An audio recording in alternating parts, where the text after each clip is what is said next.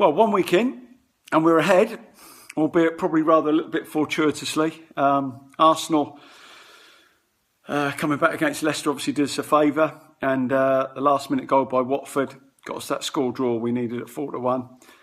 Less said about the other two bets, the better, I would imagine. Chelsea, obviously getting people sent off, did us absolutely no favours at all. But as I said, 2 points ahead, so it's a decent start. Okay, I'm going to just sort of mix it around a little bit this week. We're going to start off with Swansea Man United. I mean, obviously, Man United were very good. Thrashed a poor West Ham side, offered very little resistance last week, but Man United were very good. Go to Swansea. Swansea showed a real good attitude with Sigurdsson going, a good attitude. They're not going to dwell on that loss. I thought they played very well at Southampton. It was a good game of football for 0-0, and they showed that they can certainly defend well. I think this will be a bit of a slow burner. I don't see Man United going there and going all guns blazing. I think they'll want to feel their way into this game, and I'm going to go for more goals in the second half than the first half. So that's more goals second half than first half at 11-10.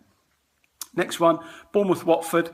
Obviously, really disappointed. What Bournemouth let us down last week, not scoring. I thought they'd get a goal, certainly with the firepower they have.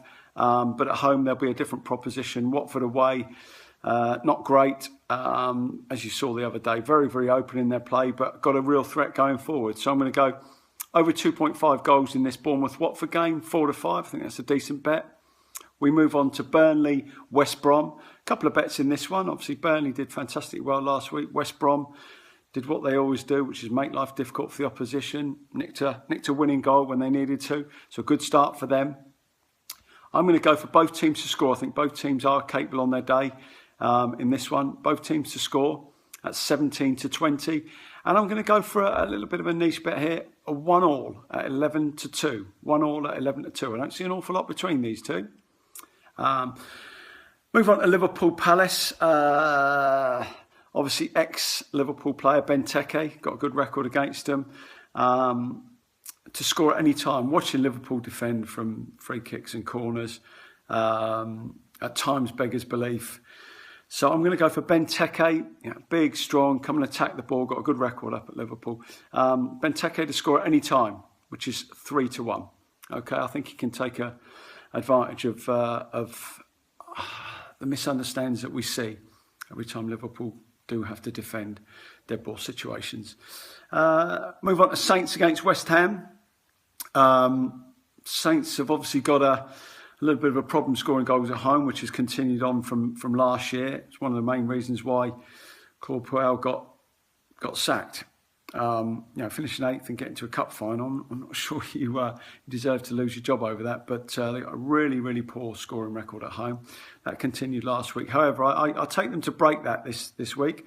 I think, obviously, with West Ham coming, West Ham will certainly want to make a more of an impression on this game than they did last week at Man United, and Saints had enough chances to win 3 or 4 games. So I can see goals in this one. I'm going to go for a goal in both halves.